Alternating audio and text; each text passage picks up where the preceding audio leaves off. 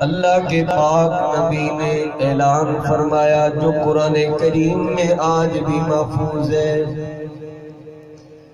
لوگوں اللہ کے محبوب اعلان فرما رہے ہیں اگر رب کو راضی کرنا چاہتے ہو میری تابعداری کرو، ورنہ دنیا میں سوچ کر لو کوئی کسی راستے پہ جا رہے ہیں، کوئی کسی راستے پہ جا رہے ہیں، وہ سمجھتا ہے شاید بازاروں سے نکل کر جنگل میں جانا پڑے گا، کوئی سوچتا ہے کاروبار چھوڑنے پڑے گے، کوئی سوچتا ہے نیند چھوڑنی پڑے گی، کوئی سوچتا ہے گھر بار چھوڑنا پڑے گا، پر اعلان کیا گیا نہیں، آج کچھ بھی چھوڑنے کی بات نہیں۔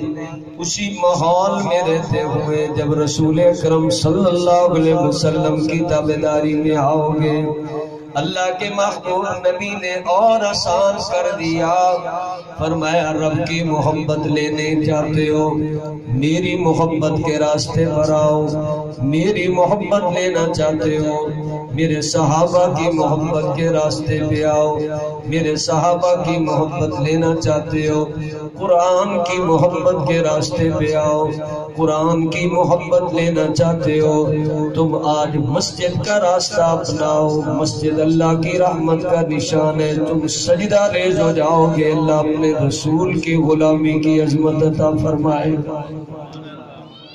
آج بندے کو بلایا جا رہا ہے، حضور اکرم صلی اللہ علیہ وسلم بلا رہے ہیں، آئیے نا اللہ کے نبی کی تابعداری کو لینے کے لیے۔ بندہ آئے، حضور فرماتے میں دنیا سے ظلم مٹانے کے لیے آیا، میں شرک مٹانے کے لیے آیا، میں جہالت مٹانے کے لیے آیا، میں لوگوں کو در در سے ہٹا کر ایک در پہ جھکانے کے لیے آیا۔ لوگوں آؤ نبی رحمت صلی اللہ علیہ وسلم کی تابعداری میں آؤ، اللہ انعام عطا کر رہے ہیں۔ اللہ نے اپنے رسول سے ہی اعلان کروایا، بتا دیجئے لوگوں کیسے رب سے ملنا ہے، صاف اعلان کیا، اس سے زیادہ خوبصورت، اس سے زیادہ پکا اور بہترین راستہ کہیں بھی نہیں ملے گا۔ حضور فرماتے من احب سنتی فقد احبنی ومن احبنی کان معی فی الجنہ۔ ان الذین آمنوا وعملوا الصالحات لهم جنات تجری من تحتها الانہار ذالک الفوز الکبیر۔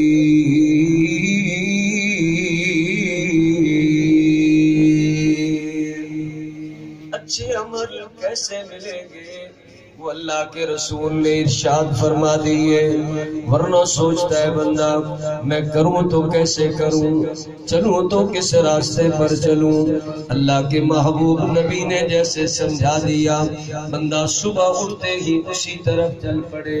حضور فرماتے صبح صبح کا ٹائم ہوتا ہے، ایک اٹھ کر بندہ سیدھا بازار کی طرف جا رہا ہے، دوسرا اٹھ کر مسجد کی طرف جا رہا ہے۔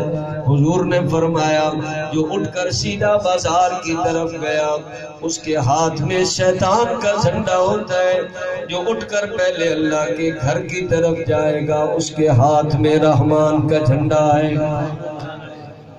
اللہ کے رسول صلی اللہ علیہ وسلم بندے کو سمجھا رہے اٹھ کر جانا کہاں ہے؟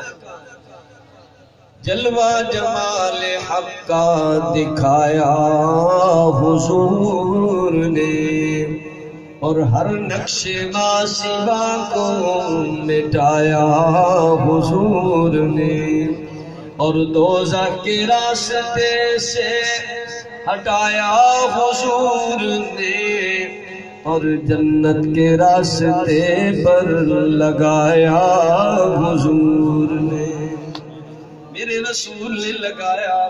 آج فرمایا لوگوں بخشش اللہ رب العزت دینے کے لیے اعلان فرما رہے، میرے نبی نے دامن پھیلایا، اور اللہ سے مانگا یا اللہ میرے جانشینوں پر رحمت نازل فرما، میرے غلاموں کو رحمت نصیب کر دے، رحمت ملے گی تو اللہ جنت دے گا۔ حضور دعا مانگ رہے ہیں یا اللہ ان کو رحمت دے دیجئے۔ صحابہ کہنے لگے یا رسول اللہ صلی اللہ علیہ وسلم آپ کن کے لیے دعائیں مانگ رہے ہیں؟ ہمارے لیے مانگ رہے ہیں، کن کے لیے مانگ رہے ہیں؟ اللہ کے محبوب نبی نے مانگا، اے رب کریم میں آپ سے مانگ رہا ہوں میرے غلاموں پر، میرے جانشینوں پر رحمت نازل فرما۔ صحابہ نے پوچھا تو حضور نے جواب دیا آپ کے لیے نہیں تو میرے صحابہ، تمہارا مقام اپنی جگہ، لیکن میں تو ان کے لیے مانگ رہا ہوں جنہوں نے دیکھا نہیں ہوگا، بن دیکھے میری غلامی کریں گے۔ میں رب سے مانگ رہا ہوں یا اللہ ان کو رحمت نصیب فرما کر جنت عطا فرما دے۔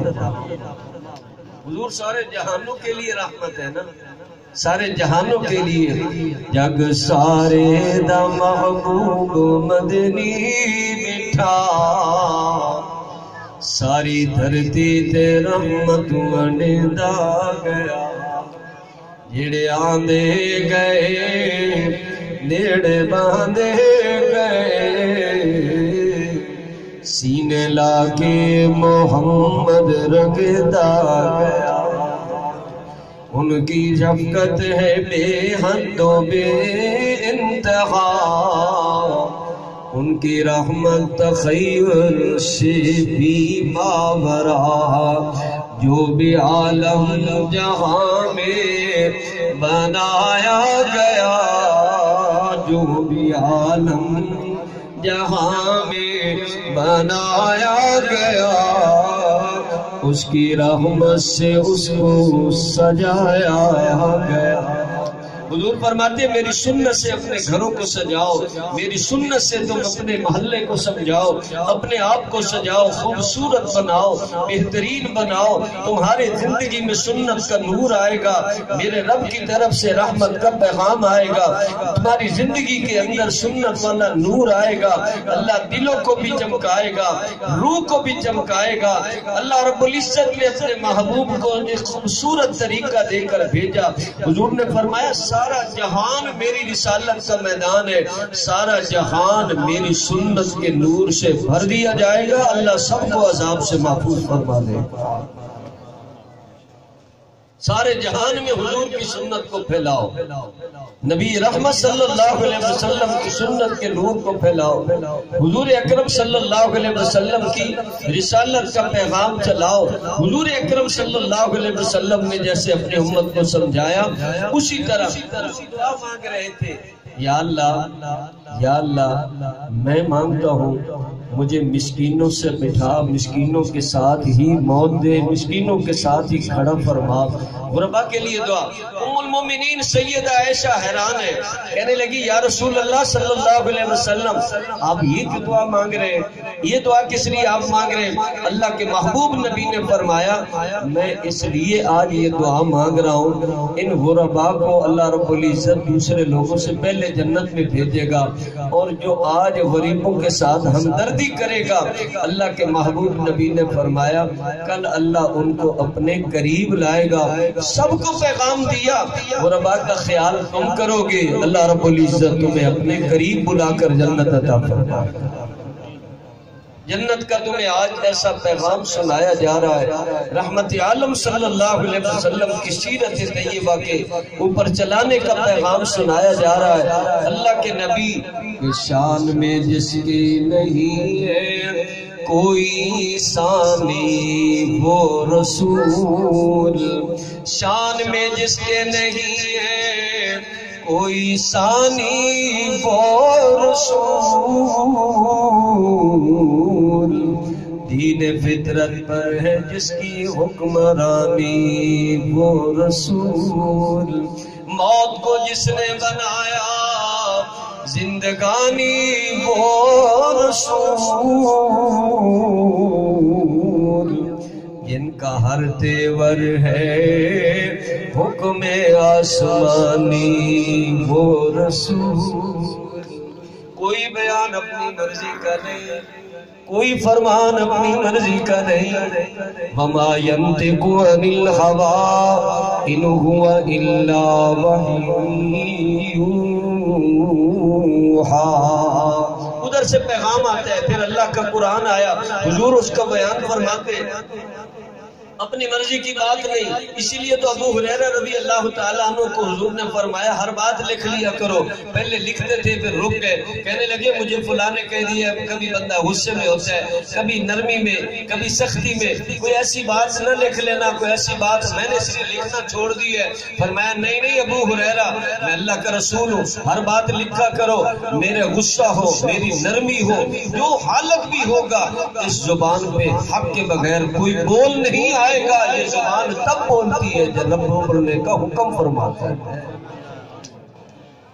وما ينطق عن الهوى، ہر بات لکھا کرو، لکھا اور عمل کیا کرو، اور عمل اللہ کے محبوب نبی کی بات کو آگے چلایا گیا۔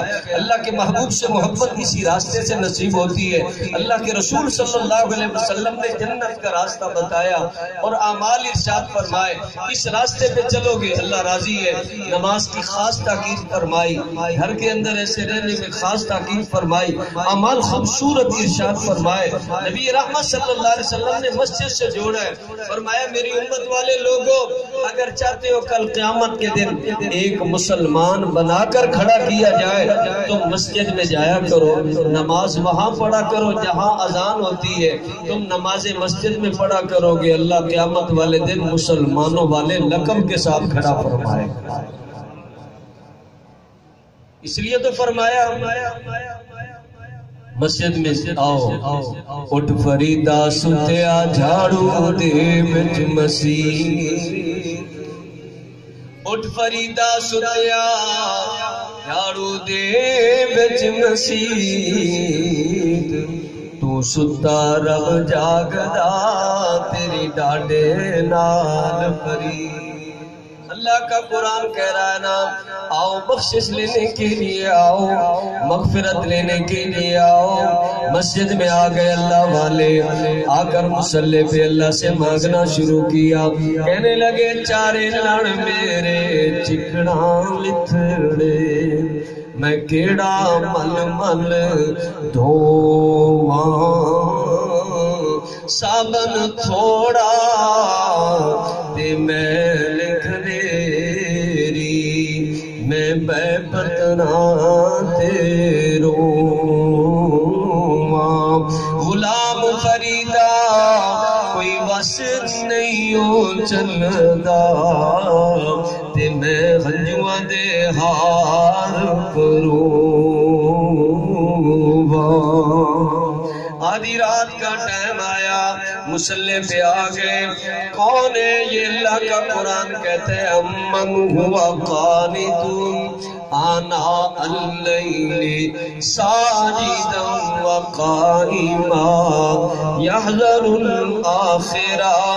آدھی رات کا ٹائم ہے، سارے سوئے ہوئے ہیں، سارے اپنی جگہ ہے۔ یہ اللہ کے رسول کا غلام ابو بکر صدیق مصلی پہ آ کر سجود قیام کر کے اللہ سے جنت کا سوال کر رہا ہے، اللہ سے مانگ رہے ہیں۔ رات کا ٹائم ہے، حضور فرماتے ہیں رات ہوتی ہے، عشاء کے بعد اندھیرا ہی چھا جاتا ہے، اندھیرے میں لوگ نیند کی طرف چلے گئے، سونا ہے، رات ہے، آرام کرو، وہ آرام میں چلے گئے۔ اللہ کے رسول صلی اللہ علیہ وسلم نے فرمایا رات کا اندھیرا ہے، کئی لوگ گناہوں کی طرف نکلتے ہیں، شراب رات کو پیئیں گے، زنا بے حیائی رات کو کرتے ہیں، چوریاں رات کو ہوتی ہیں، اور گناہ بڑے بڑے ہوتے ہیں رات کو ہوتے ہیں۔ حضور اکرم صلی اللہ علیہ وسلم نے فرمایا وہ ادھر چلے گئے، یہ نیند میں چلے گئے، خوش نصیب ہے جو رات کا ٹائم نکال کر اللہ کے حضور مصلی پہ آ گئے۔ حضور فرماتے ہیں جو سو گئے کوئی نفع نقصان نہ ہوا، جو ادھر گناہ کی طرف چلے گئے وہ جہنمی بن گئے، اور جو اللہ کے حضور التجا کرنے کے لیے آ گئے اللہ نے ان کو دنیا میں جنتی بنا دیا ہے۔ جنتی ادھر ہی بننا ہے، وہاں جا کر کوئی بندہ جو نہیں بول سکتا، وہاں کہتے میں مسلمان بننا چاہتا ہوں، اللہ فرمائیں گے وہ دنیا میں تھا، کوئی کہے میں نماز پڑھنا چاہتا ہوں، وہ اللہ فرماتے ہیں دنیا میں تھا.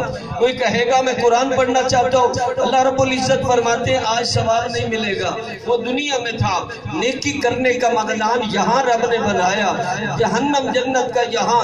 عمل سے زندگی بنتی ہے، جنت بھی جہنم بھی. یہ خاکی اپنی فطرت پہ نہ نوری ہے نہ ناری ہے.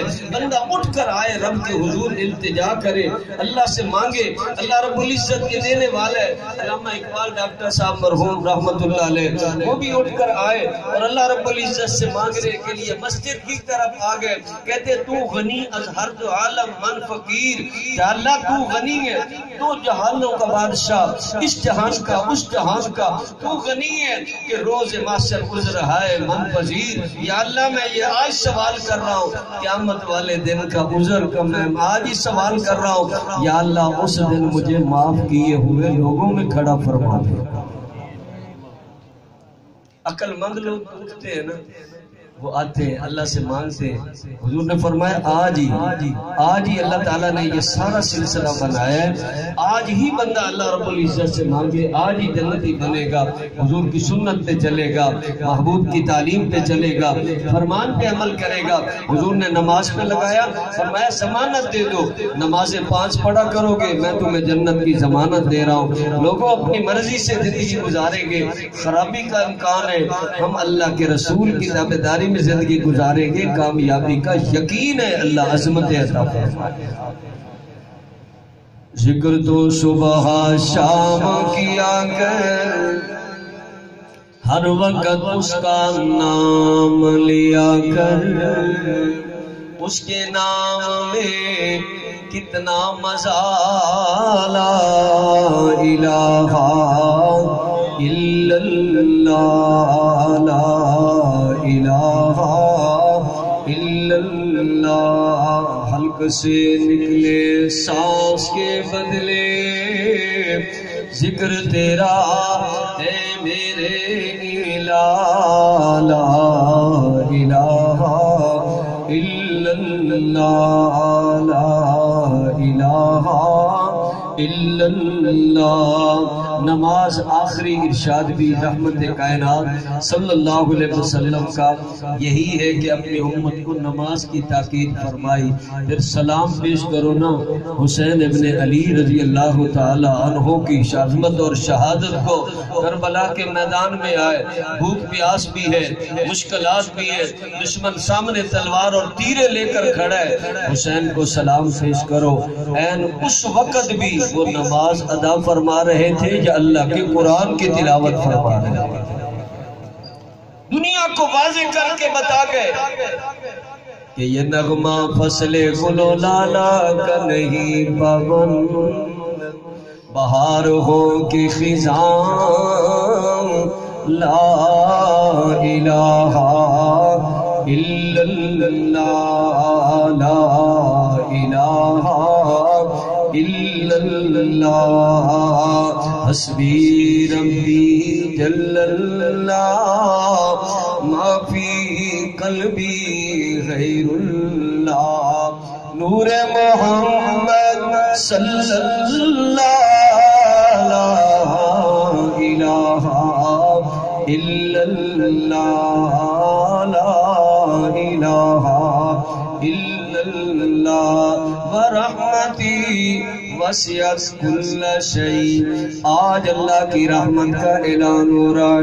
اللہ فرماتے میری رحمت ہر چیز پہ حاوی ہے. آج کرو گے، اللہ کا قرآن کہہ رہا ہے رحمت مل جائے گی، بخشش مل جائے گی. قرآن کہتا ہے یا عبادی الذین اسرفوا علی انفسہم لا تقنطوا من رحمت اللہ. بخشش دینے کے لیے تیار.